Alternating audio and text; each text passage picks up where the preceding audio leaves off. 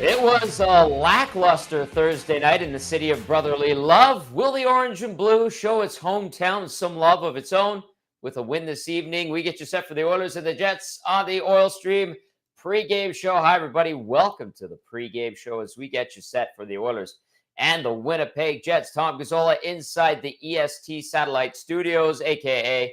my offices, and YouTube Trev holding things down for us back at EST Studios. The Oil and the Jets meet for the first of three meetings this season. We do have an excellent show for you, as always. I'm not lying. I'm very serious about this. We're going to catch up with Kenny Wiebe right away in about 10 minutes' time. Ken, obviously, all over the Winnipeg Jets beat and has been for a long, long time.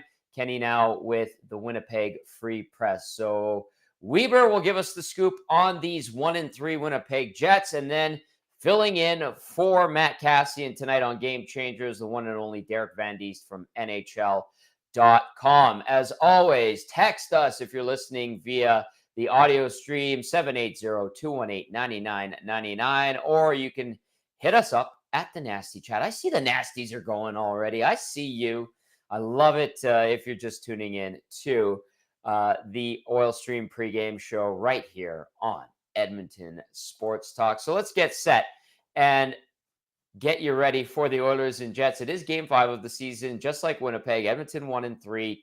The Oilers coming off a bad night in Philadelphia. Historically, they're not particularly great in Philly. I don't think that really matters, to be honest with you. I just think that they laid an absolute egg. And what I was kind of impressed and refreshed by was the attitude from a lot of the fan base instead of picking apart individual players left, right, center. Now, don't get me wrong. Evan Bouchard had a horrible night, among others. But the general tone that I got from Oil Country was, we're not mad. We're just disappointed. And I was like, that's a little bit refreshing. So we'll see if the Oilers can galvanize tonight, regroup, dust themselves off. I can't believe we're saying it for a third time this season. Dust themselves off and try to put together a much better performance as they look to pick up their first win on home ice. So we're going to get to lineups for you right away here. Some interesting line combinations from Jay Woodcroft, and we'll also get to starting goalies, and then we'll get Ken in here as well. But before we do that, I do want to throw out the question of the night. If you want to get in on this, hit us up via the Nasty Chat or the text line 780-218-9999. The question of the night is this: if you were in Jay Woodcroft's position, would you have shuffled up the lines yet again like he has early on this season? That is now going to be, if he does stick with these lines that I'm about to tell you about, the third set of lines going into game number 5. So if you were in Jay Woodcroft's position, would you have shuffled up the lines yet again like he has early this season? Third set of lines in 5 games. So with that being said, let's get into the starting lineups for the Oilers tonight. This is what we're anticipating. This is how they skated this morning. McDavid between Hyman on the left side, Draisaitl on the right side. On the second line, Ryan Nugent-Hopkins with Warren Foegele and Matthias Janmark. Interesting. Janmark getting the bump up to the quote-unquote second line. Then you've got Ryan McLeod between Evander Kane and Connor Brown. Is that the second line? Would you argue that that's the second line, or is it moot point? Interesting. McLeod with Kane and Brown. Has Kane been demoted? Are we reading too much into this? And then they're expecting, according to Daniel Nugent-Bowman, our good friend from The Athletic, to go 11-7. So Holloway and Ryan would be the extra forwards. On defense, you've got Matthias Ekholm with Evan Bouchard, Darnell Nurse paired up with Cody Ceci, and Brett Kulak with either Vinny Desharnais and Philip Broberg with that 11 and 7 setup. Out for the Oil tonight, expected to be Adam Ernie. Is that you too, Trev? I can hear there. Trev, you want to get in on this chat? No, he doesn't. Sorry, wait. You were hearing me? I can hear you. Did you leave your mic on again like this morning? No, I don't know. I just looked out. I had it red, so you shouldn't have been hearing me. Okay. So my bad about that. Sorry. All good, buddy. We'll touch base with you in a little bit. Jet. Okay, one sec. All right. We're going to go to the Winnipeg Jets lineup now for tonight. Mark Scheifele paired up with Kyle Connor and Mason Appleton. And then you've got Vladislav Nemesnikov with Cole Perfetti and Nikolai Ehlers. Adam Lowry centering Alex Iafallo and Nino Niederreiter. And on the fourth line, Rasmus Kupari with Morgan Barron and David Gustafsson. On the blue line for the Jets tonight, Josh Morrissey with Dylan DeMello, Brendan Dillon with Neil Pionk, Nate Schmidt paired up with Dylan Sandberg. Out for the Jets tonight, Gabe Vilardi, he's on the IR, sprained MCL, and Ville Heinola on the IR as well. He fractured his ankle. That brings us now to starting goalies. 24-year-old Stuart Skinner getting the nod for the Oilers tonight. Skinner 0-1 on the season, 533 goals against average, 750 save percentage in the 2 appearances. He has made 8 goals allowed in those 2 appearances. He has faced 32 shots this year and allowed 8 to get behind him. Don't get me wrong, the team in front of him has been garbage at times, especially in that 8-1 loss opening night to the Vancouver Canucks. Now, Skinner versus the Jets lifetime 2-0 record, 167 GAA, 952 save percentage in 3 games against Winnipeg over the course of his young career. And at the other end of the rink, it is the veteran who signed long-term, 30-year-old Connor Hellebuck, 1-2 this season with a 438 GAA, 843 save percentage in 3 games. Hellebuck versus Edmonton over the course of his career, 12-12-2 record, 322 GAA, 899 save percentage with 2 shutouts in 26 games against the Oilers over the course of his career. 780-218-9999 if you want to get in on the conversation as the Oilers get set to take on the Jets. Also, if you're watching, you can hit us up via the nasty chat on our YouTube channel. Time now to welcome in from the Winnipeg Free Press, our good friend Kenny Wiebe. And Wiebe, good to have you on our new station. And it's kind of nice, too, to also have the video element of this. Technology, what a thing. How's everything going in Winnipeg? How was your golf game this summer, Ken? Tommy, great to be with you. Sorry, I've been spending too much time with Hustler here. I got a little bit of the casual look until I get my Edmonton Sports Talk hoodie. Had to represent a little bit, but otherwise I would have dressed up for the occasion. Yeah, great summer here on the old Manitoba Golf Tour. Somewhere in the neighborhood of 60 plus rounds. Got one in yesterday on an off day. So yeah, lucky guy. Wish I was in Edmonton with you covering the game tonight, but we'll have to cover her remotely this evening. It's doable, but I wish you were here too, Kenny. And Huss is in town, so we'll be going out post game and making sure Indeed. that Winnipeg Sports Talk is well represented in the Big E tonight. All right, Kenny, I was talking off the top. Jets have dropped the last 2 games. They've gone 0-3 against Pacific Division teams this season. What was the Jets' downfall against LA and Vegas in the last couple of games? Yeah, it's interesting. Some parallels to what's going on in Edmonton, Tommy, but I would say the Jets have really only played 2 bad periods so far out of their 4 games, and those 2 periods were against the LA Kings. I mean, the other night it was the Logan Thompson show, as you saw, the rare paddle up special on Cole Perfetti, and just a number of great saves among the 35 that Logan Thompson made in the evening. Jets played pretty well, but one of their bigger issues that is parallel to Edmonton at times here, their defensive zone play has not been up to par, mostly because of puck management. I know that was something that Jay Woodcroft was mentioning in his morning avail today, and the Jets have some similarities when it comes to that element of their game that really needs to be elevated if they want to not be a sub 500 team. Neither one of these teams, I believe, are going to be sub 500 teams, but similar deficiencies, if you will. And sort of one of the odd things in the statistical category, you mentioned the hard numbers. The boxcar stats for Connor Hellebuck have not been good so far. That's no one's to say he's to blame, but both he and Laurent Brossoit have been the second best goaltenders in each of the 4 games they've been playing. Haven't got a ton of help at times in front of them in certain elements, but I would say structurally the Jets' breakdowns have been large. They haven't been giving up as much maybe as in years past. The Jets are a team that often got caved in on the analytics side, but their analytics have been fantastic. They have not had a quality start, by the numbers yet. And at the same time, there have been nights where they've had plenty of opportunities to score. And I would say that, Jay Woodcroft's having some of those same issues too. I mean, yes, they've scored enough to win a lot of the nights, but left most of the games thinking they left a few on the table, I think.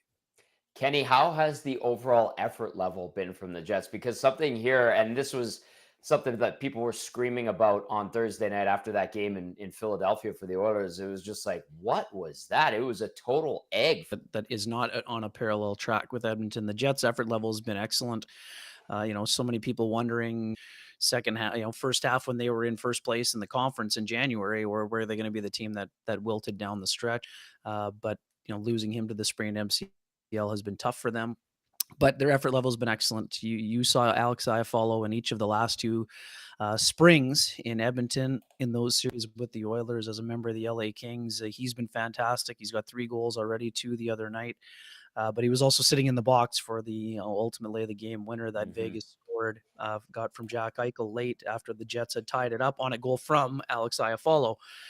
So it's been highly entertaining hockey for the most part. There's been Smythe Division-esque at times, but not necessarily in the 6-5. The vein of those games was tilted more offensively. I think it just has been the self-inflicted wounds will be the last of the parallels between these two teams. I know that was another thing that Jay was really mentioning this morning. That Rick Bowness has had that message, and for good reason. The Jets have had a lot of self-inflicted wounds that have come back to cost them, and it has sort of inflated some of those goals against average and save and reduced the save percentage numbers. I love that Smythe division reference, Kenny. That some people are just like, what the hell is that, Ken? What the hell is that? Well, that was a division from back in the day when the Oilers and Jets faced each other every spring in the postseason. So, yeah, good evening, fellow kids, on that one. Yes. Well said. Ken Wiebe joining us now from the Winnipeg Free Press as we get you set for the Oilers and the Jets. So you mentioned the Velarde injury, the MCL sprain. You were saying he was finding his groove. How much did the Jets expect from Velarde this season? Because he was the centerpiece in that return from Pierre-Luc Dubois. Yeah, no doubt about it. I mean, anytime you get put on a line with Mark Scheifele, who's been a consistent point per game player at the NHL level, and the one year that he wasn't, he popped out of the last 7, he popped 42, which was a career high. Kyle Connor's been a dominant point producer for the last several years, and he's just such a smart player. I mean, you saw him last year, Tom, and the last 2 years in the playoffs. A guy who's great along the boards, really high hockey IQ. Really can shoot the puck, but he's also a good distributor of the puck, which really helps him fit with those guys, because both Scheifele and Connor are underrated passers who have elite releases and really good shots as well. They'll really miss him on the boards, even though he's not an overly physical player. He's a guy who is physical. He's heavy to play against because of that 6'3.5" frame and the 215 pounds. He's tough to move. A, he gets to the front of the net, and B, he's really good along the boards in those board battles. But when you're going up against defensemen like Matthias Ekholm, the Jets don't have a ton of guys who play that sort of heavy game outside of Adam Lowry up front. So I got a lot of guys who play hard, and Niederreiter I should put in that category as well. But they really miss Velarde for a lot of those elements. And Dubois is a guy who was a point a game player for 50 plus games, but he hasn't been a 70-point producer. And he hasn't scored 30 goals yet. Now, were they expecting Velarde to pop from 23 to 30 goals? I think it was definitely within the realm of possibility, but that'll be a challenge now, having missed, will have to miss 4 to 6 weeks. Yep. But they were counting on him to be for sure a top 6 player. And, now it's going to be Vladislav Nemestikov for a second game, but Gabriel Velarde is also a guy that you could slide into that 2C spot, depending on what happens with Cole Perfetti moving forward here. But yeah, it's a big loss, but to be honest, Tom, this was like, again, another old man reference here. This was Joe Theismann territory. If you saw the way that Velarde's knee kind of buckled underneath him after getting tangled up with Blake Lizotte. And yes, folks, you can check this out on YouTube if you have a strong enough stomach. If you don't bother.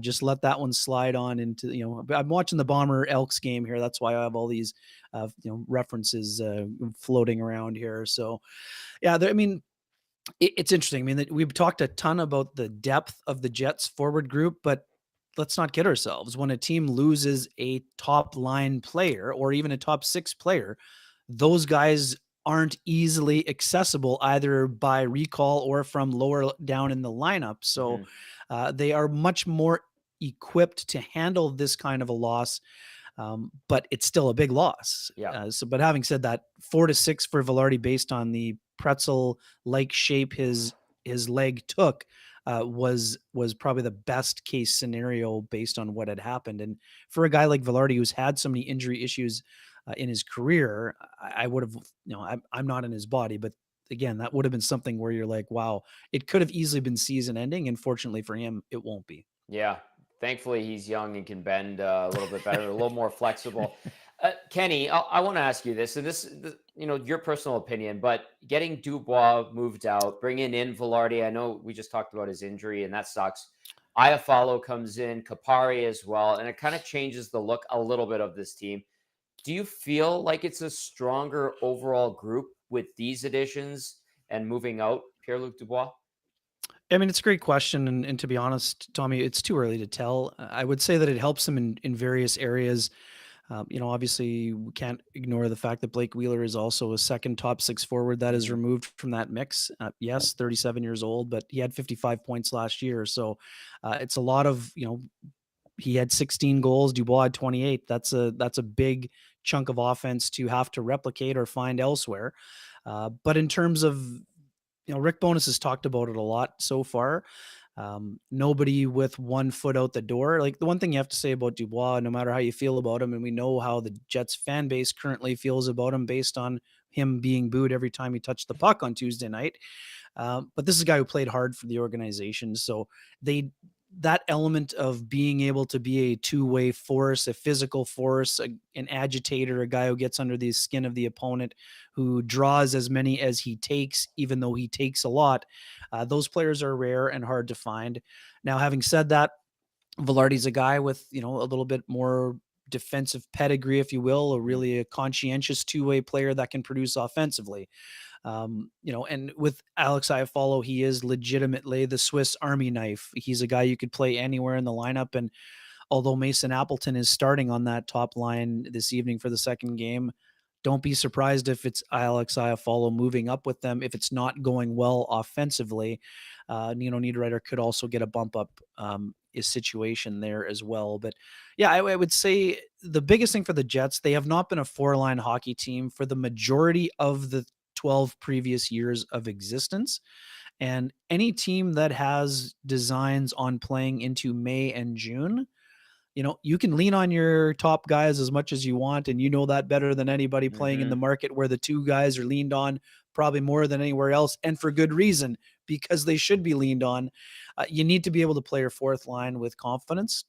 And I understand the Oilers are going 11-7 today, but that's also to help those top players get more ice time and put them into matchups against fourth Right. lines that can't handle them. So I would say the Jets are deeper in terms of being able to lean on a fourth line, not to the 6-minute variety that has often been the norm and not the exception. But at the same time, the Jets are going to have to show that they have more depth. They need more scoring from the bottom six, same as Edmonton. Yeah. They again look more better positioned to do so, but now you got to do it. And the other part of that, the Jets, went from 20 something to 46 goals from their defensemen last year. And so far they've been getting some offense from the defense. Obviously Josh Morrissey off to another good start as he wants to keep himself in the Norris conversation. But overall, the Jets have, I would answer this confidently right now, Tom. The Jets have the potential to have a better forward group, but they'll be better at different things. I don't know that it's just an apples to apples comparison, just because of the way the dynamic of the roster has changed. And also, it's really hard to equate, even when a guy plays hard when he's there. If you're not invested long term, it's hard to suggest that, it's hard to quantify what impact that can have on a hockey team, even when players say all the right things about him being a good teammate. And as I mentioned, his effort level was almost always high. And when the engagement level is high with the player that is built that way and plays a power forward game, there's a lot to have to replace, if you will. Yeah. Ken Weeb joining us now from the Winnipeg Free Press. We got a text that comes in via the nasty chat. Kenny, it says, Ken is making this look easy. He's legit saying everything I wanted to know. That comes in from Davin. Well, Kenny is an old pro, and he knows what's up, and he knows what he's doing. So there you go, Davin. I want to ask you this, Ken. The Scheifele and Hellebuck deals, were you surprised by those two signing? And I kind of got the sense over the course of the summer that, hey, maybe those two guys might be on their way out, and this could be a complete rebuild here. Yeah, I don't think the rebuild was ever going to happen, Tommy. But I would say the most surprising thing was the timing. The Jets are one of the organizations that do a good job of sort of keeping these things under wraps until the very end. But what I would say is that things are starting to kind of ramp up a little bit. I mean, with the benefit of hindsight, it sounded like after all the uproar around the draft in Nashville, the Jets re-engaged with the Connor Hellebuck camp, starting in August, and it sounded like things were progressing nicely on that front. The timing with Scheifele is interesting because he spoke a day after Steven Stamkos quite vehemently let his thoughts be known that he didn't appreciate the fact that Julien Brisebois had not been in contact with his agent about an extension.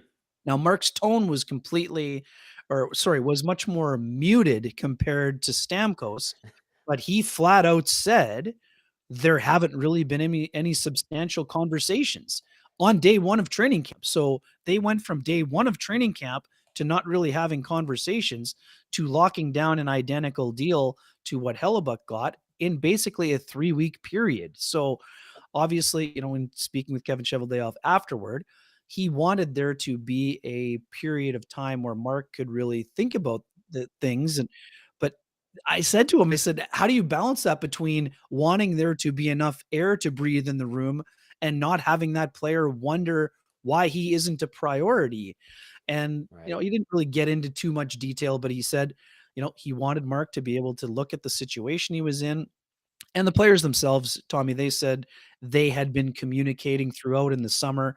And once the other knew that the other was committed, it made it easier for you to commit as well as Mhm. an individual.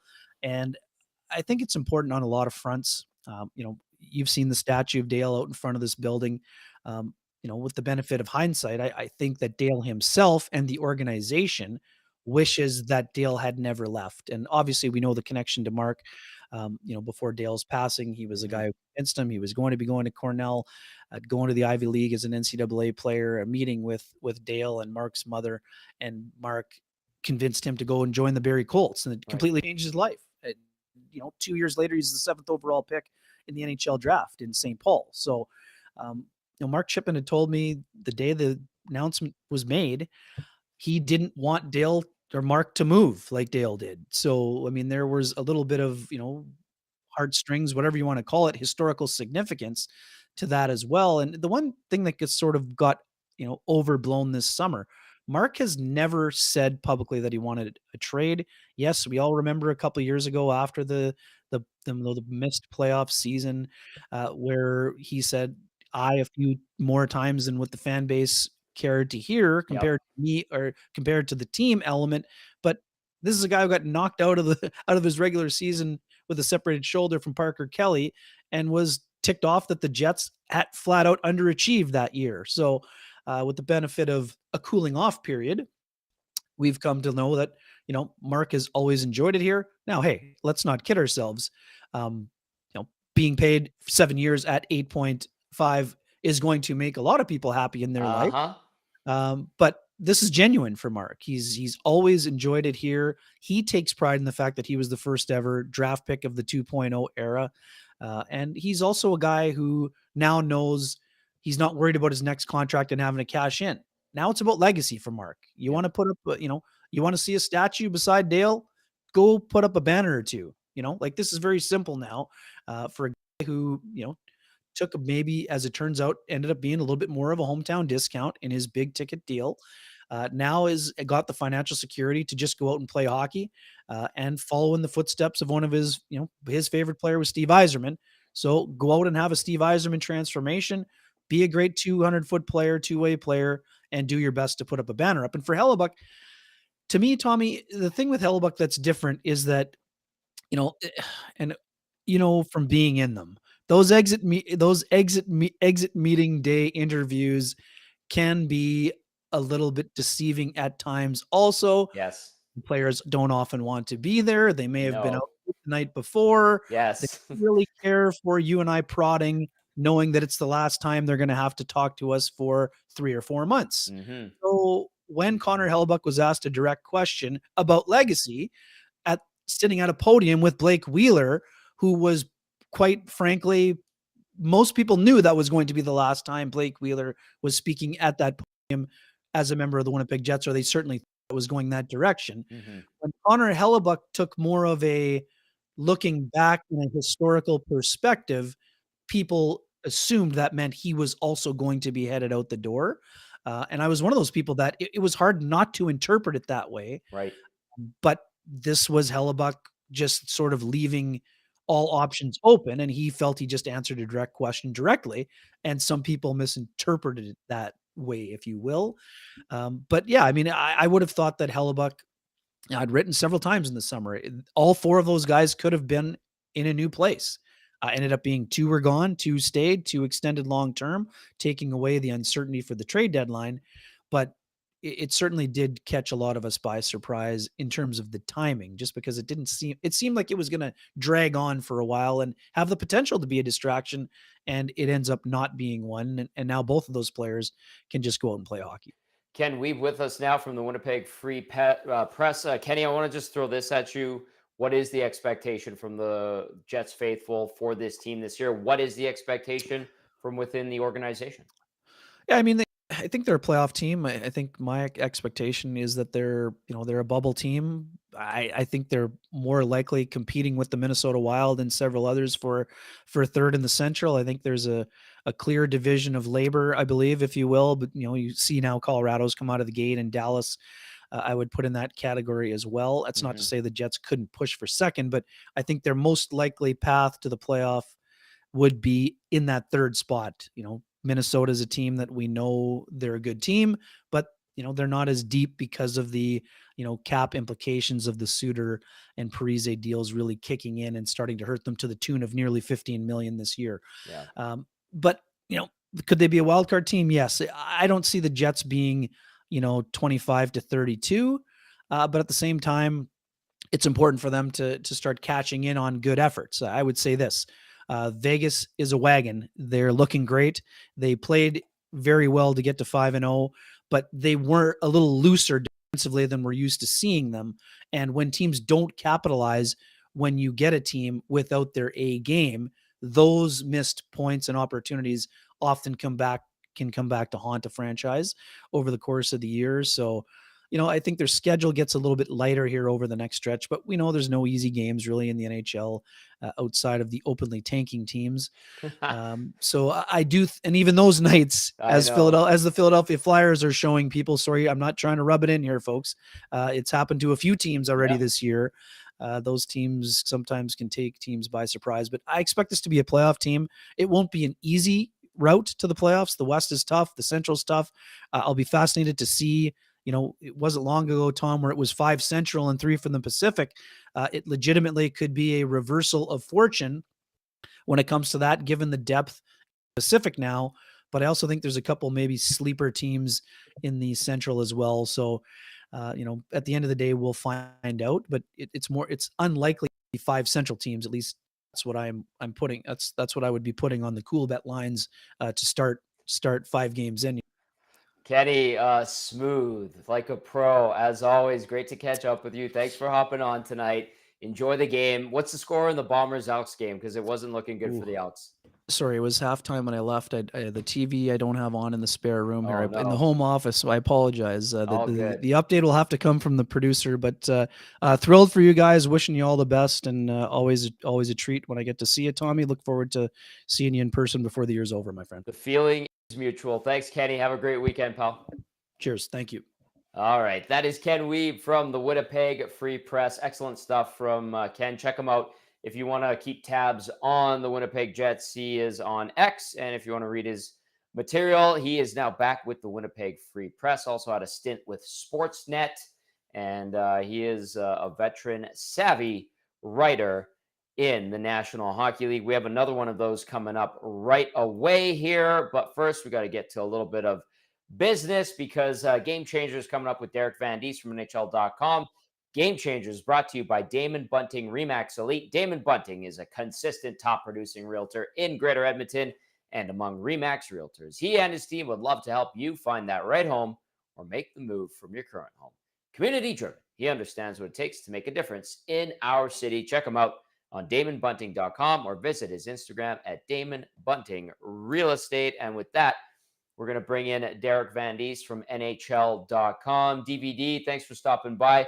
Thankfully, you and I both live right beside the arena, and we can just scoot over there right away. So this works out very nice. You're filling in for Matty Cassian tonight as we get set for Game Changers. And just what's your sense of the vibe around the team after the morning skate and after that 25-minute practice as well that we saw yesterday at the downtown community arena? Do a good job of not panicking, I guess. They're both off to 1-3 starts, and I think they're both trying to downplay the slow starts and figure out, oh, you know what, we'll find our game, we'll get into our rhythm. We're not really that worried. But you look at today's game, I think that they're going to be two desperate hockey teams going at it today because these are two teams that figure that they're going to be in the playoff race. Obviously, the Oilers went into the season believing they were going to be a Stanley Cup contender. So they have to get going. And I know that Winnipeg is kind of underrated, but I think they'll be hanging around there as well. I agree with Kenny Wiebe, who you had earlier. I think they're a team that will be fighting for that either third spot in the Central Division or one of those wild card spots. So I think they'll be there too. But neither of them showed a lot of angst this morning. Neither of them were like, oh, no, we have to fix things. There's a serious problem here. They're both thinking, you know what, we have a good team. We know we have a good team. Things haven't gone our way so far this season, but we'll be able to turn this around. So they really kind of downplayed the 1-3 start. I know we're making a big deal out of it. I know both cities are burning right now because both teams are 1-3, but I think they're really downplaying it. Hey, it's an 82-game schedule. Let's just pump the brakes a little bit on the 1-3 start. Hey, I'm giving Oil Country credit for not freaking out. Like I use the term, they're not mad. They're just disappointed because that was kind of the tone I got on postgame the other night after that really terrible performance in Philadelphia. So, Oil Country not at the ledge yet, if you will. But, they're going to be pissed off if things don't go right tonight for the Oilers. And I understand why, because a 1-4 start would be absolutely putrid for a team that is expected to be contending for a Stanley Cup. So let's get into Game Changers here, DVD. We do this with Cass on a nightly basis, and Gager when he fills in, and Sean Bell as well. You're in the big chair tonight, and number one on Game Changers is Step Up Stu Skinner getting the nod tonight. Yeah, Stu Skinner's he's gotta go back to the Stu Skinner that he was last year. And I think we asked him that this morning, and I actually asked him that this morning, is that he came into last year with no pressure. There was no pressure on Stu Skinner last year. He was going to be the backup. He was going to play 30 games. He was going to back up Jack Campbell, kind of in spot duty. And, Stu Skinner, he's a pretty laid-back guy. Yep. No pressure. Fast forward a year, suddenly Stu Skinner's the starter. He's the incumbent, and it's his job to lose. And all of a sudden, people are like, well, now it's 50-50. Now you may be able to take the ball and run with it. What kind of year is Jack going to have? What kind of bounce-back year are you going to have? You were in the Rookie of the Year nomination last year. So it's a little different attitude, I think, that he's coming in with is here. A bit more pressure now to perform. People saw what he could do last year, and there's really no pressure on him because no one was expecting that out of him. Now he's able to kind of be a number one guy, and I think he showed that he's able to be a number one guy. So now he's coming in here, and he's got to prove that. He didn't have a very good playoff, and now he's going to have a good start to the season here. He needs a big game tonight. He needs to make some big saves. He needs to keep his team in the hockey game.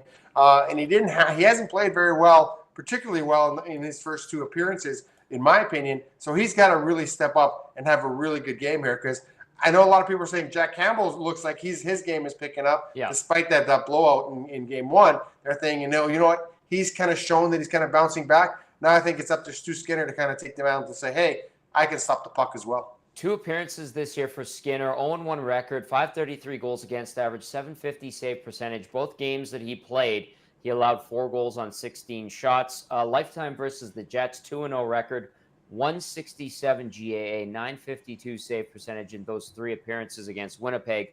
When Stu Skinner, DVD, last Saturday talked about his game in the locker room and was kind of, I think, to a lot of people, surprisingly positive on his own performance. And really, he said, I didn't like that Lafferty goal. The other ones, I didn't think I played too bad. Did that catch you off guard?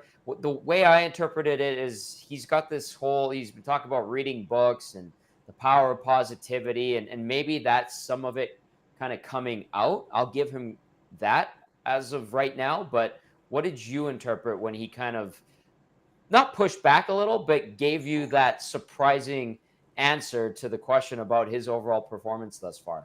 Yeah, I think that's just his makeup. He's a guy that doesn't get too high, doesn't get too low. He's a pretty even-keeled guy, and I think that's always been kind of his makeup. He's not going to be too hard on himself, and we saw that with Jack Campbell last year, how hard he was on himself and how it affected him. I think Stu Skinner's a little different. I don't think he's affected by pucks that get behind him. He just looks and focuses on the next one. So I think he's probably focusing on the positives in that game. And there were a few. He made some good saves in that game, but obviously they didn't make enough to win that game.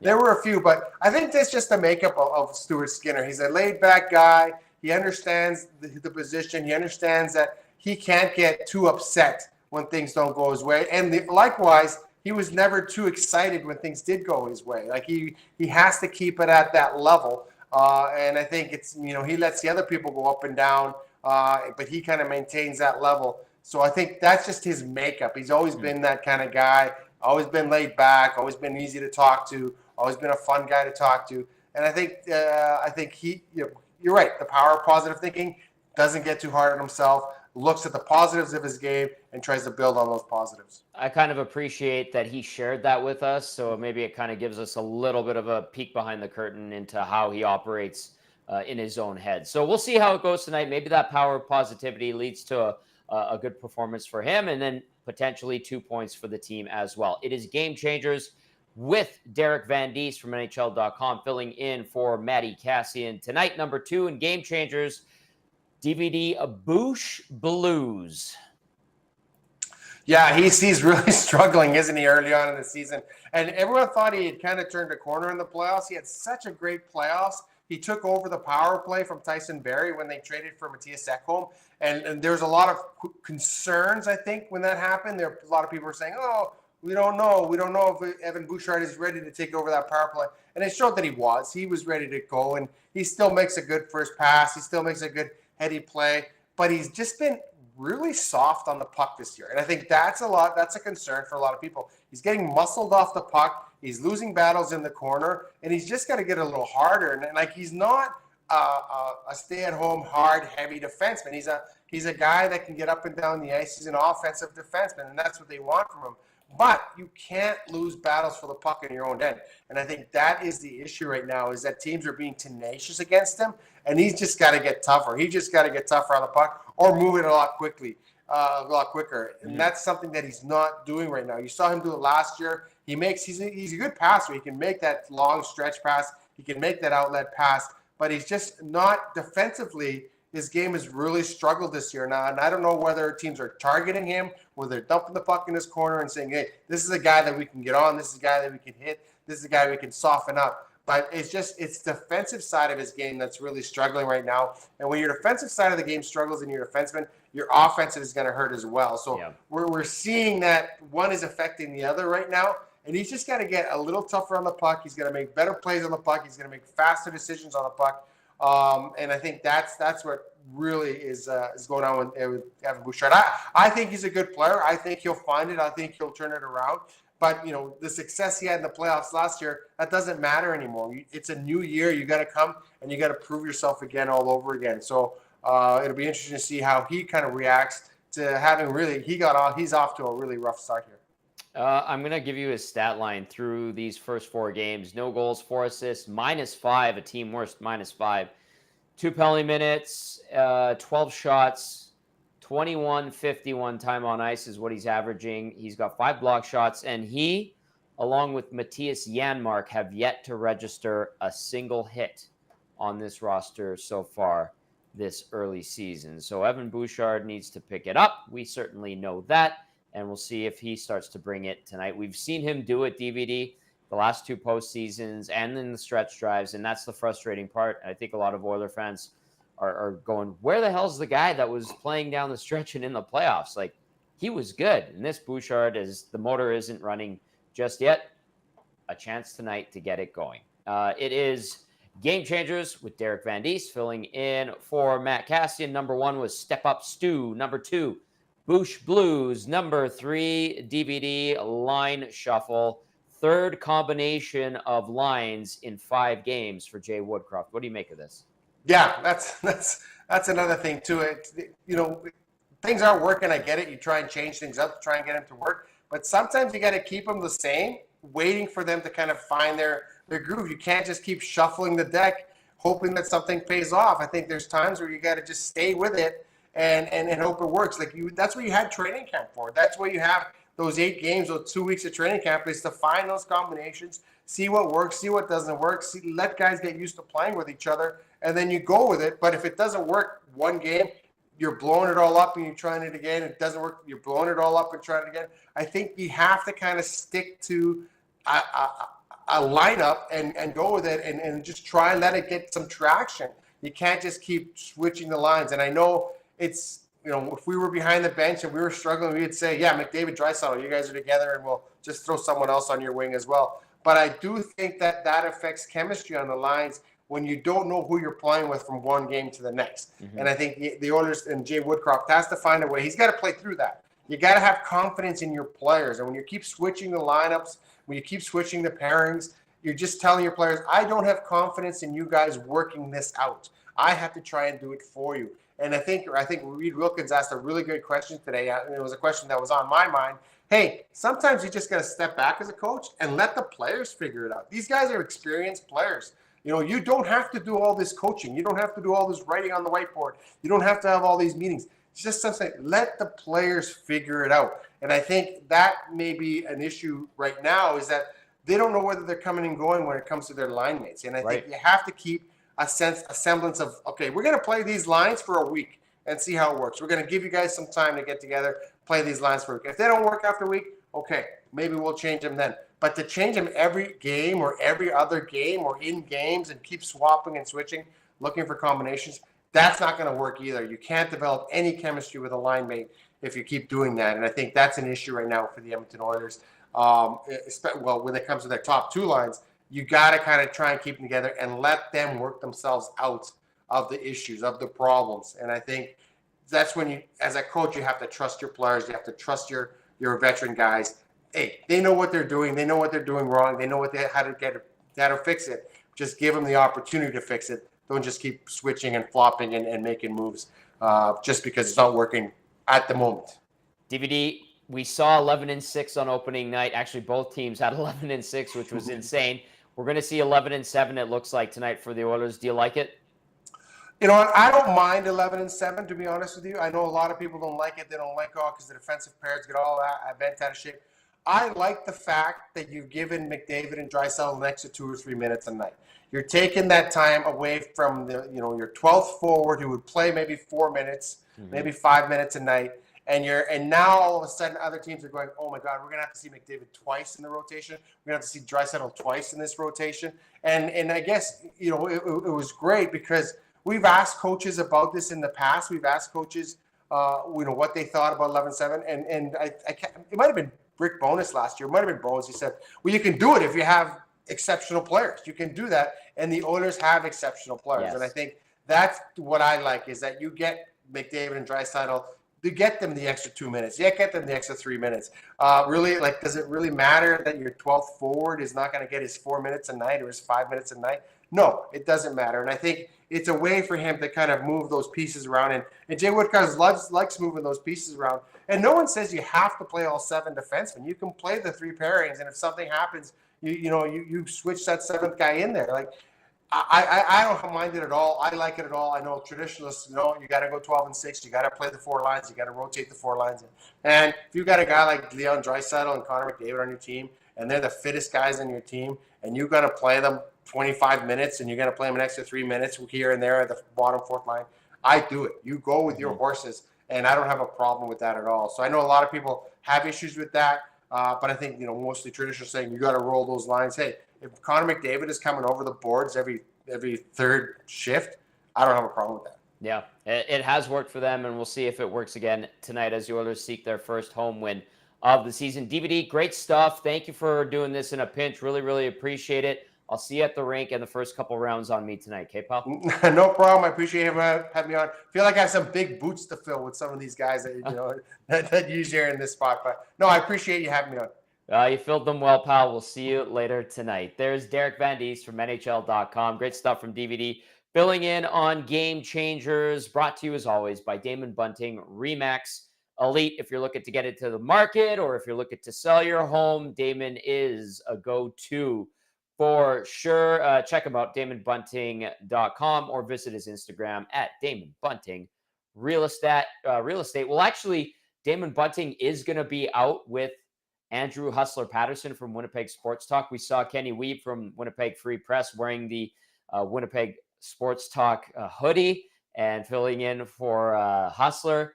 Hustler is in town, and we'll catch up with him later on in the evening. Looking forward to seeing Huss. Okay, you can hit us up via the Nasty Chat. I'm going to dip into that right away. Or if you want to text us, 780-218-9999. Stoney from Stoney says, I always listed, but threw EST up on the big TV when I got home. Loving it. Y'all rock. Looks great. Sounds clear. Sign me up. Stoney from Stoney. Appreciate it, Stoney from Stoney. Hope you have a great night, and the Oilers can help add to the buzz a little bit. This text says, you can't go 10-3 without losing 3. Go Oil, go. And another text asking about the hair product. I will text you back on the hair product. How about that? Mitchell asking, who said 11-7? 11-7 is how they were skating this morning, and it was Daniel Nugent-Bowman, like I said earlier in the day, it said it looks like they're going 11-7 tonight. If they decide not to, if there's a change in warm-up, we will keep you posted on that. But here is what they skated with this morning as they got set for the Winnipeg Jets. It was McDavid with Hyman and Draisaitl, Nugent-Hopkins with Foegele and Ryan, McLeod between Kane and Brown, Holloway and Ryan would be the quote-unquote extra forwards, Ekholm with Bouchard, Nurse with CC, Kulak with Desharnais or Broberg. And then if they do go 11-7, it would be Adam Ernie as the lone man out. And, DNB also noted in his tweet earlier in the day that Ernie and Sam Gagner, who continues to skate with the Oilers, were rotating as centermen for Holloway and Ryan. So that's kind of where it came from. I know that Mitchell was asking about that. So that is where things were at this morning. I hope that explains it. And if anything changes when we see the lineups at warm-up, we will definitely update you there. It is a busy night in the National Hockey League. There are 15 games tonight. I will get you up to speed on what's going on the out-of-town scoreboard. Earlier today, Detroit beat Ottawa 5-2 in our nation's capital, or just outside in Canada. At Arizona, 2-1, the final. The Coyotes beat the Ducks. YouTube, Trev, I'll bring you in here. I don't know if you saw this, but Ali Lazoff, who does the rink side for the Ducks, asked Trevor Zegras what he thought about playing at ASU, and he laughed. Ooh, interesting. And then said, yeah, it's great, while he was chewing his gum, and Ali couldn't hold her laugh. So, okay, yeah, that's news to me. I'm surprised I haven't seen that one. No, I haven't even heard of that. That's man, yeah, I'm gonna have to definitely tune in to see that one. Yeah. Well, the crew at Hockey Fights had it. I know I saw it on their Instagram. It might even be on their Twitter. I haven't looked at their Twitter, but I mean, he couldn't even hide how he felt about playing at Mullet Arena, and I think he, among many, feel the same way. Anyway, the Coyotes get the last laugh there with a 2-1 victory over the Ducks. And you know what? It's the league needs to figure that out. Yeah, I mean, I can't really, you can't really blame the guy. All these guys, they work their butts off to get into the NHL, and then all of a sudden you're playing in, this kind of, lesser arena. So, yeah, no, that's it's definitely, that's kind of, that's fair. That's a fair comment, I think. Well, I just appreciate the candor and the Yeah, man. openness where he really It's didn't care. So yeah, I he thought it was doesn't. funny. Yeah, he doesn't hold back. It's kind of funny, honestly. Yeah, I had a good laugh about it as well. If you want to check it out, go check out the Hockey Fights, I believe, social media account. Okay, let's get to the rest of the out-of-town scores. I kind of detracted there. 3-0. Buffalo leads the Islanders in Buffalo. Just over 6 minutes left to play in the third. Also in the third, Florida trailing the Canucks 3-2. 8 minutes left there. In Montreal, 2-0. The Habs up on the Caps. Just under 10 minutes left to play. In Tampa, 3-1. The Lightning lead the Maple Leafs. The home opener for the Chicago Blackhawks is tonight. They welcome the defending Stanley Cup champion Vegas Golden Knights to town. 2-1. The Knights up. About 12 minutes left in the second period. In that one, 3-2, Dallas leads Philly. 9 minutes left in the second.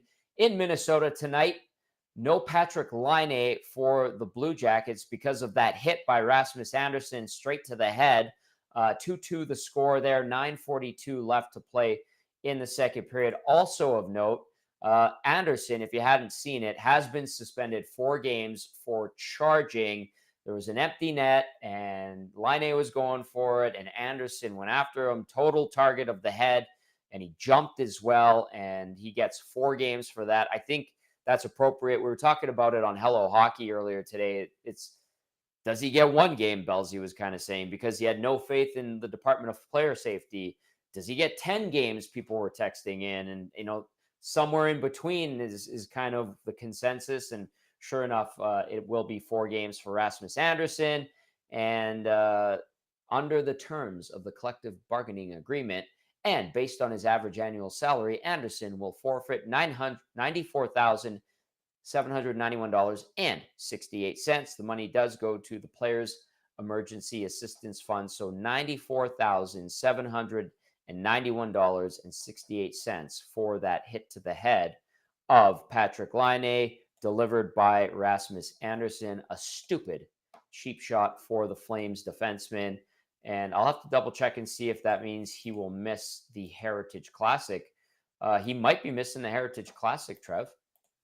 I was just trying to, I'll let you look that up. Well, you're 100% right. We were looking at this, we were talking about it this morning on Hello Hockey. Was it 2 games, but I think this is one thing that's definitely pretty unique about this situation is the fact that it was like dying seconds of the game. If that like, well, what's the point? When I don't get it.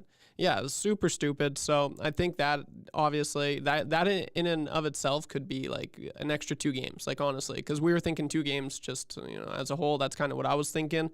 And like 4 games. I was kind of, is this but I don't know. Is this the first time? Was this the first time for like I can't remember. Like we said on Hello Hockey, like he's known to mix it up, but I think Belzy used the term rat. He kind of has that knack to piss and be a pest like that. I think if he was a repeat offender, it would have said something in the NHL's press release there, and it didn't say anything about that. Yeah, so kind of interesting, but also worth noting tonight, Tommy, I just wanted to say, in his debut in Chicago, Connor Bedard scores the first goal for the Blackhawks. So it was a pretty nice goal on the power play.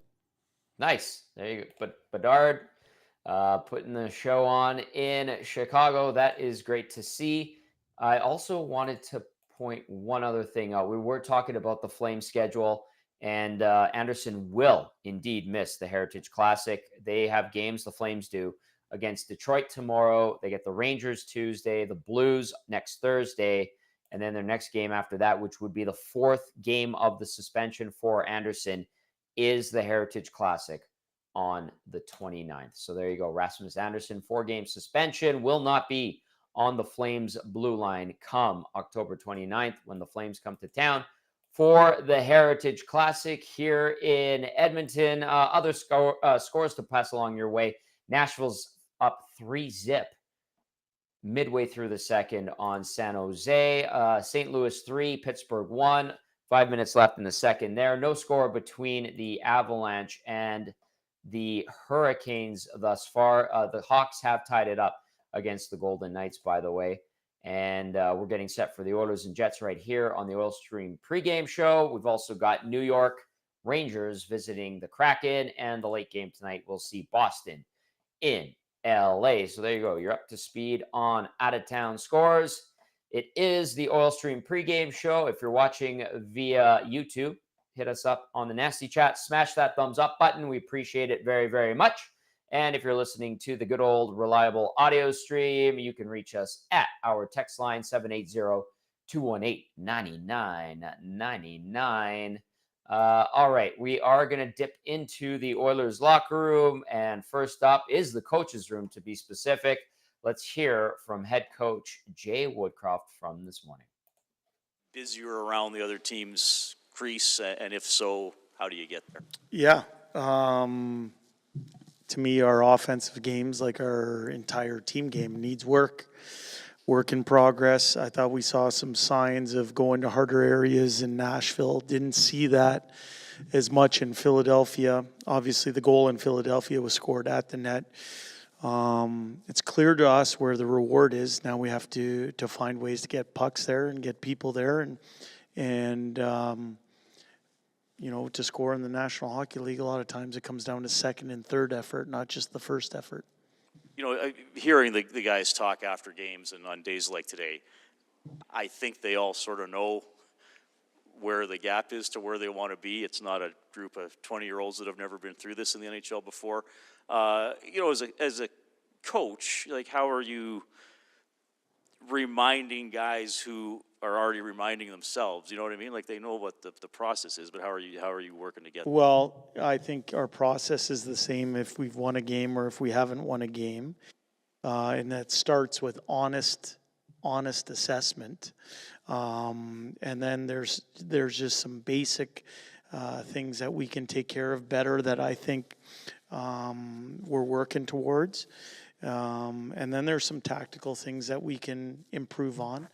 In the end, we haven't hit on all cylinders yet. We are a work in progress. We're looking to take a step forward here tonight. Our focus is on tonight. We are mission focused on the Winnipeg Jets. And those other games, they've been played. Today matters most. Jay, you've got obviously I can hear you. A very veteran team. And I just wonder, as a coach, what are some of the challenges of trying to bring in or move along a couple of younger players like Dylan Holloway and Philip Broberg when you've got such an established team? No, I don't see challenges. I think both of them are key parts to our team and are going to help our team both short-term, medium-term, and long-term. How do they work to get a bigger slice of the pie? How do you, as a coach, what do you look for to afford them that?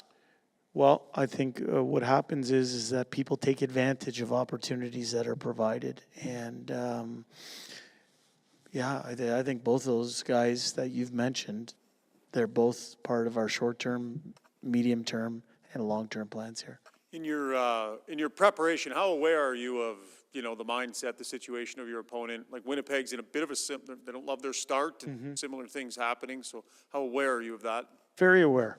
Very aware. That's part of understanding the opponent that's coming in, and whether that's at the midpoint of a season where a team's at, or have they traveled a lot, have they, what their last 5 games might have looked like. That's just all part and parcel in preparation for trying to win a game. The big thing for us, though, is especially early in a season when things are scrambly at times, or things are not where you want them to be at times, most of our focus goes to us and making sure our game's in the right place. And it hasn't been through 4 games. As I said yesterday, we've been in and out of it competitively. We've been intermittent on the execution of team systems. This league's too good. We need to see improvement in those areas. So that's where most of our focus goes to us, while at the same time respecting who your opponent is. We have numbers that are publicly available. You've always talked about the numbers that you have, that Yep. you guys use. Do your numbers paint any different a picture? And I don't expect you to give them to us, but what you guys track, what you find important, what's the internal picture telling you? Well, are you referencing something specific here? Maybe let's say the defensive side of the game. Yep. Okay, so the defensive side of the game, tracking it, obviously we've given up too many goals.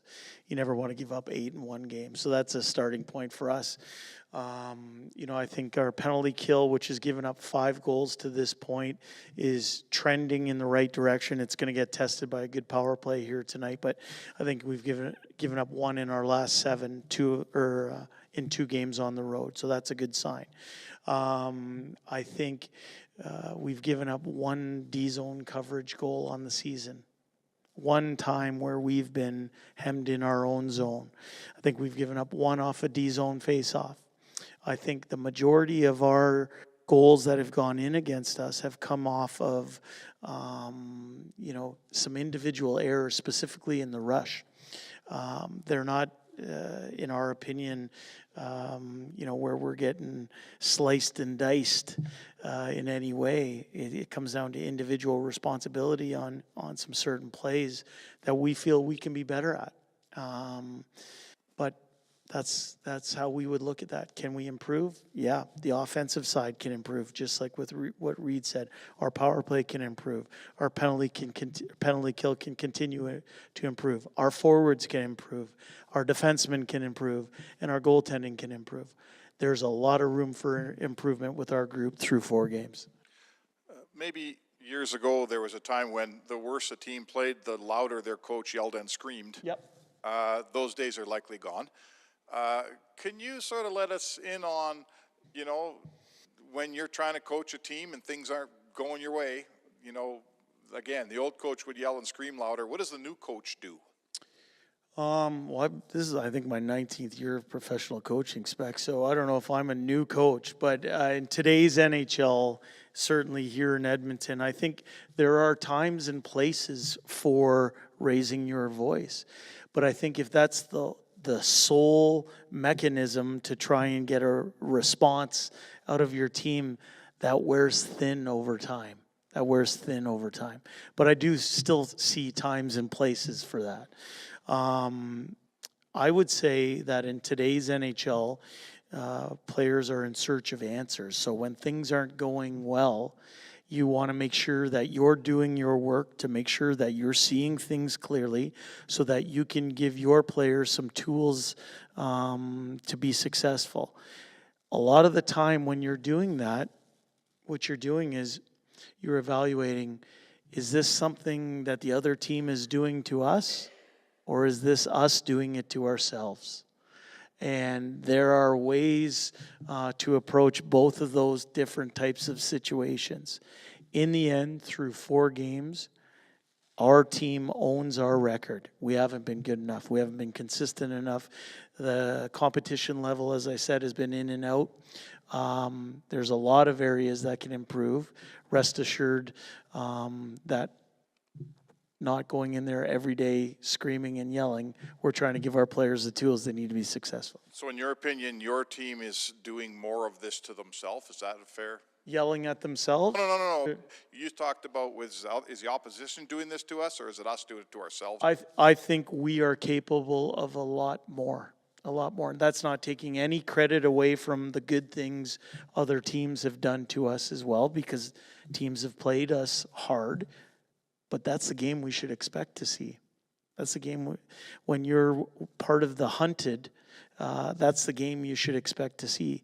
But in terms of personal execution, team execution, we can be a whole lot better. We can be. And that's why, going back to Ryan's question, when you evaluate or you prepare, a lot of it right now in our forming stage as a team is geared towards what we can do better. We are capable of a lot more, says Jay Woodcroft, as his team seeks its first home win of the season, 2nd overall, coming off a really bad night in Philadelphia. He was pretty thorough in his response and breakdown of all the goals that he believes were at the fault of either his team or defensive zone breakdown or goal off of a face-off. And so he believes that they can do much, much more. And a lot of people would agree with him. We'll see if the Oil can put it together tonight. If you're watching, join the conversation via the Nasty Chat. And if you're listening, you can always reach us on our text line, 780-218-9999. Just a quick score update for you. Out-of-town scores when it comes to the CFL. It is Winnipeg and Edmonton down in Winnipeg tonight as the Oilers welcome the Jets here on the hockey front. But the Bombers leading the Elks 44-25 as the Elks get set to wrap up the 2023 regular season. A tough year for the Elks, and they were in tough against the rock-solid Bombers team. They did have a kick return touchdown the first time since 2015. 8 years the last time the Elks had a kick return touchdown. Deontez Alexander with the kick return touchdown for the Elks. Nice to see that. It has been forever. 8 years to be exact. We also have an update for you on that Rasmus Anderson suspension. He's been suspended 4 games by the league, but YouTube Trev, you have a bit of an update on that, and Yep. it's going a different route now. Yeah. Sorry for cutting you off there, Tommy. How dare you? Yeah, sorry about that. This was just 10 minutes ago, pretty well. Eric Francis, as per Eric Francis, source says the Calgary Flames are planning to appeal the 4-game suspension handed to Rasmus Anderson today for his hit on Patrick Laine. So that is, I guess time will tell what will happen there. Kind of interesting. I don't know if those, I can't remember the last time. Actually, I was just reading down below in the article. It said Jason Spezza appealed a 6-game suspension handed out to him back on December 7th, 2021, getting it reduced to 4 games on December 17th by Commissioner Gary Bettman. So it looks like Gary has a decision to make. Time will tell. Well, I don't like Anderson's chances of having games knocked off the suspension. It was a pretty vicious hit to the head, and it did injure Patrick Laine, who could not play tonight for the Jackets in Minnesota. Good luck, Rasmus Anderson. So if he thinks that the punishment was too severe, well, he has that right to appeal, and we'll see where it goes and where Gary Bettman wants to take it. We did give you the lineup earlier. The Oilers are indeed going 11-7, this being confirmed by Jack Michaels. Broberg does return to action, so this is what we expect from the Oil tonight. One more time, if you haven't checked out the lines. McDavid between Hyman and Draisaitl, Nugent-Hopkins between Foegele and Janmark, McLeod centering Holloway and Brown, and then, McLeod centering Kane and Brown, Holloway and Ryan are the extra forwards. On defense for the Oilers, Ekholm with Bouchard, Nurse paired up with CC, Kulak and Desharnais / Broberg, meaning Adam Erne is not going to play tonight for the Orange and Blue. As for the Winnipeg Jets, this is how they were skating and are projected to go tonight. Mark Scheifele between Kyle Connor and Mason Appleton. Vladislav Nemesnikov with Cole Parfetti and Nikolai Ehlers on his flanks. Then you've got Adam Lowry, the captain, with Alex Iafallo and Nino Niederreiter. I really like that line. Size, strength, a little bit of skill there from Niederreiter. Iafallo, you heard him as the Swiss Army knife, as Ken Wiebe described him earlier in the show. So that third line could do some damage for the Jets this season. The fourth line, Rasmus Kupari with Morgan Barron and David Gustafsson. On the blue line for the Jets tonight, Josh Morrissey with Dylan DeMello, Brendan Dillon with Neil Pionk, Nate Schmidt with Dylan Samberg. So a Dylan in every pair. Weird. You don't see that very often. Out for the Jets, Gabe Velarde, IR, MCL sprain. Ville Heinola, IR, fractured ankle. Your starters in goal tonight, 24-year-old Stuart Skinner for the Oil, 30-year-old Connor Hellebuck for the Jets. Skinner, a 2-0 record, 167 GAA, 952 save percentage in 3 games against the Jets over the course of his career. Hellebuck has seen the Oilers many times in his years as an NHLer. He has a 12-12-2 record, 322 goals against average, 899 save percentage with 2 shutouts in 26 appearances against Edmonton over the course of his career. We will dip into the locker room one more time. Let's go and hear from Stuart Skinner. Not worrying too much about the record and trying to keep things on the positive side of the ledger. Yeah, I think we're doing great. I think that, obviously haven't been getting the results that we've wanted, but the guys are positive in here. We know what we're capable of, and the guys are, we have a very confident group. It appears anyways, just the start of the season, a little bit of a rotation between you and Jack. Is that okay to start a season in the sense you kind of play, maybe look over what you like and then get ready for that next start? Or? Yeah, absolutely. Soup and I talked about it the other day too, especially with the last couple days of travel too. Like, it's long travel, right? So, no, I think it's been good to start. The results might not say so, but But for me and Soupy, like, we've been feeling a lot more fresh, I would say. But it doesn't really matter what he schedules us to do. I'm ready to play every game, and so is Jack. So I think we got a good goalie tandem for that. How's your mindset changed this season? Because last season you were expected to play 30-some games back up Jack. You ended up taking the job. Going into this season, there was a competition, I guess. Well, how does that change the mindset? Mindset's pretty well the same. Just try to battle and fight for the net every single day. Soupy does the same thing. We're pushing each other every single day to make each other better, and that's going to make the group better as well, and just hopefully that allows everyone's performance to get better. So my mindset stays the same. I want to play every single game. So whenever I'm told to get the gear on and play, I'm ready to do so. What do you see in Winnipeg? We've got some guys that can obviously shoot the puck pretty well and some pretty high-end skill there. Yeah, no, they're a great team. They're all-around team.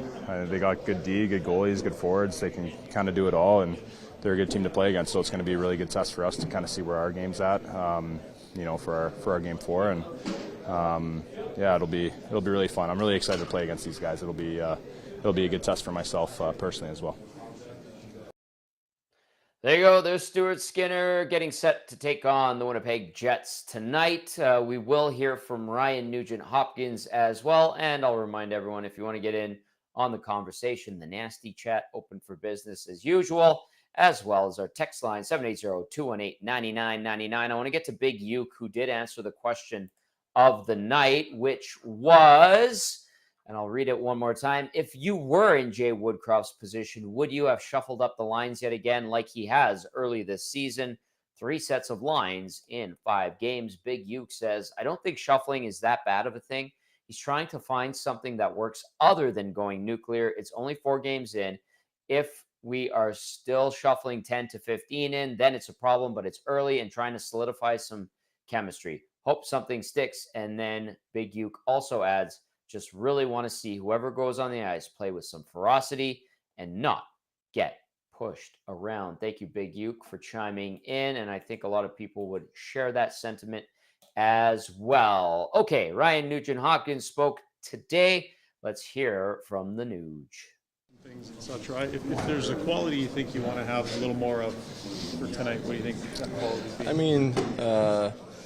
It's probably tough to pinpoint one thing. I think being a connected group out there, something that we can get better at, and that's just all over the ice. It's forecheck, coming back into our zone, coming out of our zone.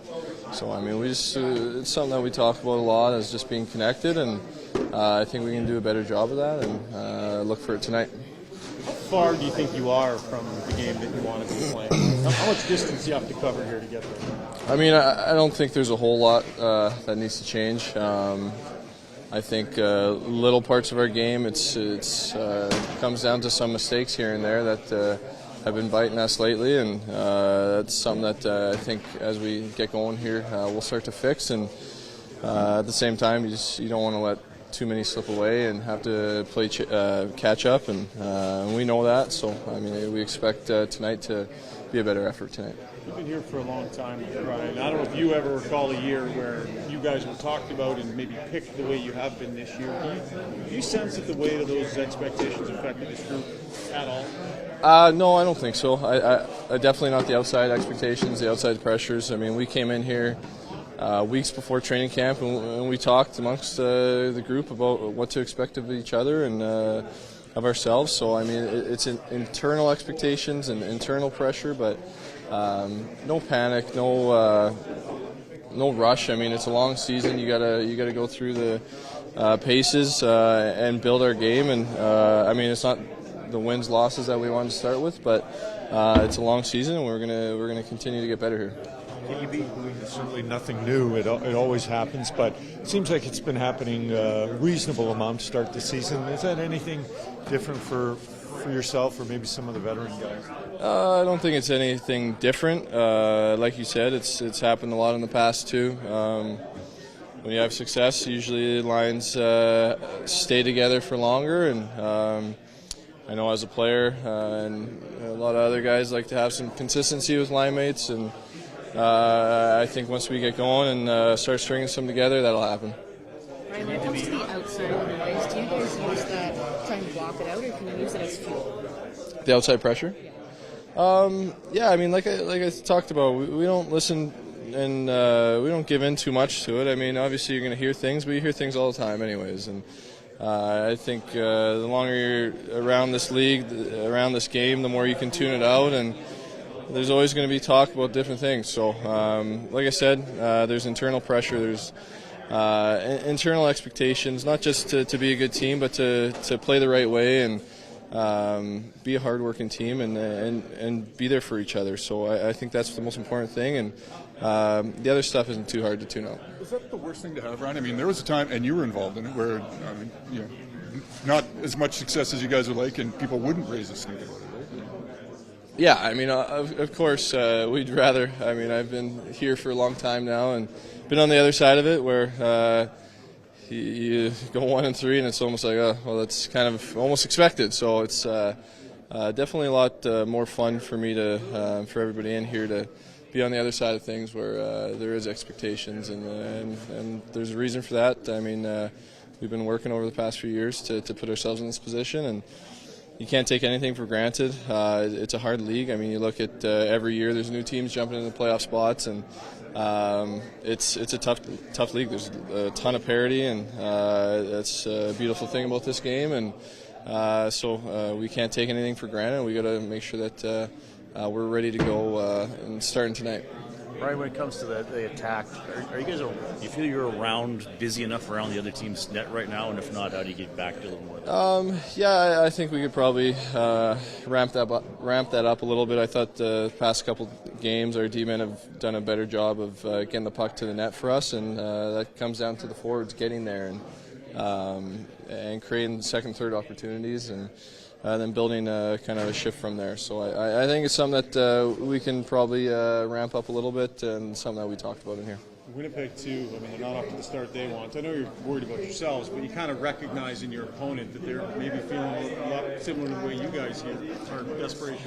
Yeah, I think especially this time of the year, too, teams are teams come out hard. I mean, you saw it against Philly. There wasn't a whole lot of space. I mean, we wanted to be better on our side of things, but they just came out hard, a lot of pace, didn't give us much, and we expect that tonight from Winnipeg. And if they haven't had the start that they've wanted, I'm sure they're thinking the same thing that we are tonight. So it's going to come down to a good start and who controls the pace from there. There's Ryan Nugent-Hopkins as he gets set to take on the Winnipeg Jets with his teammates. Nugent-Hopkins expected to center a line with Warren Foegele and Matthias Janmark. And we asked earlier about the line shuffling. If you were in Jay Woodcroft's position, would you have shuffled up the lines yet again like he has early on this season? Madison says players make subtle comments about how they don't like the lines changing so much, but it still happens. I love Woody, but I could see the line changing being what ends his time here one day. We'll see. I mean, I think results, the wins and losses will, as we know, definitely determine that. But I was having a conversation with someone the other day, and they were going back years and years, and Scotty Bowman was still coaching the Red Wings, and they were talking about what they were watching the morning skate. Bowman happened to be around there, and they were trying to take down the lines. And Bowman's like, "What are you taking down the lines for? Throw those out. They're going to be changed 10 minutes into the game anyway." So the legendary coach himself had that mantra years and years ago. So we'll see. if he does shuffle the lines up to effectiveness and it leads to wins and results in Madison, I think, that'll buy him some time. But as we all know, coaches have shelf lives in the National Hockey League. We'll see what Woodcroft can do with his roster. Okay, we're going to go and see the other side and hear from the other side. Let's see what the Winnipeg Jets have in store for the Edmonton Oilers. You're going to hear from Morrissey. You're going to hear from Bonus and YouTube, Trev. There's one more in there, right? Is it Brendan Dillon? I follow. Nate Schmidt. I follow. Okay, go for it. Both Canadian teams, we just got to get a win here, and that's what we're going for. So early on, you got to be good. Special teams, just find your game, and that's what we're going to do tonight. Yeah, I think obviously both teams feel that they're better teams than their records show, and so you can kind of do all the talking you want, and eventually it's time to get going, right, for both teams, and start producing and winning games, which is what this league's all about. So there's a little more attention played in Canada for sure, and everyone that plays in Canada knows that, but to me that's exciting. That's what makes it matters in these markets, and I have no doubt that we'll get going. It starts here tonight for us to bring our best game and try to get on a roll of winning games. Is it always special going up against your good friend Leon Draisaitl? Yeah, for sure. I wish he wasn't so good at hockey some days, but it's always fun. We spent a lot of time together through the years in junior, and I had a blast watching his career, and I always felt like I knew that would be the case, but just to see him do it in the NHL, how he has, and be the player he is, it's pretty cool. But like I said, when we get out there against one another, of course you want to try to have the upper hand, and with him and the firepower that they have, it's a tall order every time we play them. So it's a fun competition, and a battle, I guess, that you enjoy in the moment, and try to go up against the best players in the league. That's always, I think, something you should try to enjoy as a player. Well, I want to ask you about Alex Iafallo and how he's obviously fit in seamlessly here, and just what have you seen from him? He has fit in. And one thing about him, he was very excited with the trade that he was coming to Winnipeg. He was very happy with that. So he came into camp and into the team with a great attitude. And everything I'd heard about him, his versatility, his compete, his practice habits, being a great teammate, he's lived up to all of it. And he kills penalties for us. He plays the power play. You can move him right wing, left wing. He's been a great fit. He's been a great addition to our team. He says he loves fishing. Are you the ones giving him some recommendations on the best fishing spots? No, man, I'm not a fisherman. Rick, what does a player like Alex do for you as a head coach in terms of the dynamic you're looking to approach? Well, it's like Vladdy Nemesnikov. They give us versatility back there, right? You can move them around, and it doesn't rattle them. Okay, we need you to play right wing tonight. We need you to play left wing with these guys. And Vladdy's the same way. It's like a Swiss Army knife. You can move them around. It doesn't bother them. Some guys, it bothers them. It upsets them. It throws them off their game. Alex he's a hockey player. He just goes out and plays the game one way. It's 100%. And he's got great hockey sense. He's got a lot of compete in him for not the biggest guy out there. But listen, we love having him on our team. There is the Jets side of the story. Rick Bowness, Josh Morrissey, and Alex Iafallo as the Jets get set to take on the Oilers. The Oilers seeking their first home victory of the season. Winnipeg seeking its first road victory of the season. One more time into the nasty chat we go. Jerry says, what a comeback from Toronto tonight. Yes, they were down to Tampa 3-3. That one at the end of overtime going to a shootout, it looks like. And then finally, Freezer Bag says, Bouchard gets a point. Dry and Connor get 2 each. We'll see how it all plays up. You are now up to date, ready to go for tonight's Oilers-Jets matchup. For YouTube, Trev, I'm Tom Gazzola saying thank you for tuning in. Thank you for listening. Thank you for texting in. For all of us here at EST, we appreciate you. And we'll see you following the Oilers and the Jets. Enjoy.